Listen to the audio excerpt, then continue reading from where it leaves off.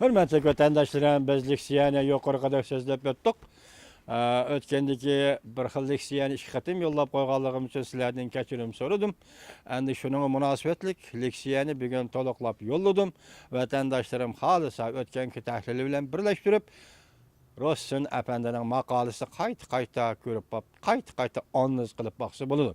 Enlikdeki hazırlık vaziyetinin özü nemi dedik? Ben ikinci maqalada nemiga ega boldik? İkinci maqalada hazır Amerika Qo'shma Shtatlarının Saudiya vakillar umigi Amerika Davlat Majlisiga, Amerika Qo'shma Shtatlari Davlat Majlisiga biz Dünya Saudiya Tashkilotining qaror va prinsiplarini bevosita qabul qila olmaymiz deydigan ma'noda bir parcha xat yo'llabdi.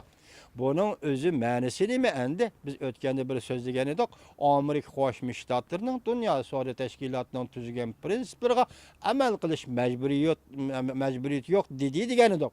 Bugun endi yana keldi. Hozir Amerika Qo'shma Shtatlarining Savdo vakillar umigi Davlat Majlisi yozgan xatida biz Dunyo savdo tashkilotining nizomnoma prinsiplarini bevosita qabul qilish majburiyatimiz yo'q degandek bir parcha xatni yozibdi. Gap agar mush to'g'ri bo'lgan bo'lsa, hozirgacha siz biz saqlab kelayotgan Amerika Qo'shma Shtatlarining savdo siyosati, ya'ni jungo qilayotgan savdo siyosati nima bo'ladi degan masala mushunga qaraganda yaqin oraliqda o'tirg'i chiqadigan o'xshaydi. Uning sirtida Rais Jinping hozir Amerika Qo'shma Shtatlarining davlat ishlar kotibi 15-kuni Osiyoga ziyoratga mangdi. Uningdan keyin ondan javoban ziyorat sifatida bo'lsin, yoki boshqa maqsadda bo'lsin, Rais Jinpingning oldirab Washingtonni ziyorat qilishi, masalan 5-oyda 5-ayning boshlarida Washingtonni ziyorat qilishi yuqorida hozir Amerika jungo o'rtasida zo'r ko'lamli suhbat ketyapti dedi. Tufayli sabab nima? Masalan, jungoning o'zining sabablari tufayli, xuddi Vyetnam o'zining sabablari tufayli islohot elib berishga majbur bo'lgandek. Başka yol yok. Jungo'nun başka yol yok. İslahat, yani siyasi islahat elip verişke mecbur bulundu. Delmiş nokta kelgen vakti bir nersini yani isim kilip kaldı vatandaşlarım. Sizlerge kayıt söz degen bunu aynı çağda 1998'de Amerika Qo'shma Shtatlarining sobiq prezidenti Bill Clinton 7-ayning 2-kunida Şangangda söz degen nutqida shundoq degani. Jungoliklar tarixning to'g'ri tarafida turish kerak. Agar jungoliklar tarixning to'g'ri tarafida turishni xohlaydigan bo'lsa, marhamat, biz Amerikaliklar yordam beramiz degan edi. Bugun qaraganda shundoq his qilib yetalaymiz-ki, garchi bir davlat o'zining maydoni bo'lishi kerak, maydoni bo'lmasin bo'lmaydi, lekin u boshqa gap. Bugun Amerika Qo'shma Shtatlari bilan zo'r darajada suhbat boshlagan bo'lsa jungo hukumatı. Shundaqli jungo hukumatı bu qatim 5-oyda Rais Jinping Amerikani ziyorat qiladigan bo'lsa, demak, agar jungo hukumatı tarixning to'g'ri tarafida turishini tanlab olsa, men ishonamanki Amerika xalqi, Amerika Qo'shma Shtatlar hukumatı jungoga albatta yordam qiladi. Yardım qo'lini sunadi. O'tganda so'zlagan leksiyamda men sizlarga shundoq bir narsani eg'iz oldim. Birlashgan Davlatlar Tashkilotining referendum, ya'ni umumiy xalq bilat tashlash to'g'risida qoida nizomnomalari, prinsiplarini men sizlarga ko'rsatdim. Men bugun buni yana to'liqlash shaklda ikki eg'iz gap qilay, hurmatli vatandoshlarım. Uyg'urlarning referendum yoki umumiy xalq bilat tashlash majburiyati yo'q. Hech kim buni Uyg'urlarga majburlab tanolmaydi. Chunki Uyg'uristonga Xitoy, Rossiya Stalin bilan Mau'ning birleşip Xitoyning azodlik armiyasini elib kirgan Stalin davridan hisoblaganda Uyg'uristonga Xitoy tajovuz qilib kirgan.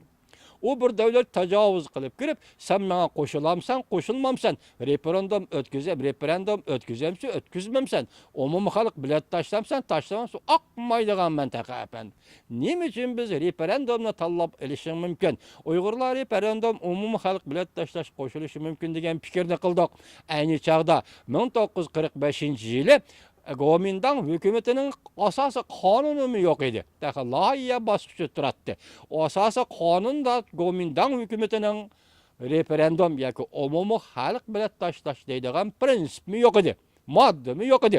Biroq shu vaqtda Jiang Zemin Stalinga talab qo'yib, Stalinning qo'shilishi bilan tashqi Mong'oliyada referendum, ya'ni umumiy xalq bilan tashlash orqali agar Mong'ollar jungodan ayrılıp chiqaman deb soni to'liq songa yetadigan bo'lsa, men u vaqtda boshqa fikrda emas, tashqi Mong'oliyaning mustaqilligini beraman deganda Stalin Jiang Zemin hukumati Kuomintang hukumatiga öz xatir qilib, uning o'tkaldi o'tib olishi.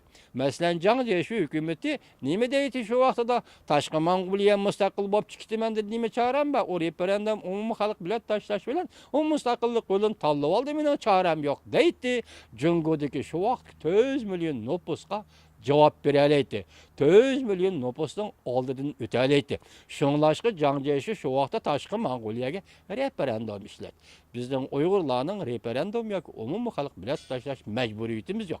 Hech kim buni tanmaydi. Biz faqat gezi kelganda xuddi shuning o'xshash tarixdagi Жаңжешу Gomindan hukumatiga o'xshash endilikdagi Kompartiya hukumatiga o'z xatiri bilan yo'l qo'yishga to'g'ri kelsa, Uyg'ur xalqi albatta referendum bilan tashlash orqali o'zining siyosiy tanlash huquqini ishga oshiralaydi. Bu Birlashgan Davlatlar Tashkiloti va bu tashkilotga a'zo bo'lgan 200 dan ortiq davlatning umumiy e'tirof qilishi va qo'l qo'yishi bilan tuzilgan qonun nizomnomalar ayni vaqt 200 emasdiki 200 oldi-ku.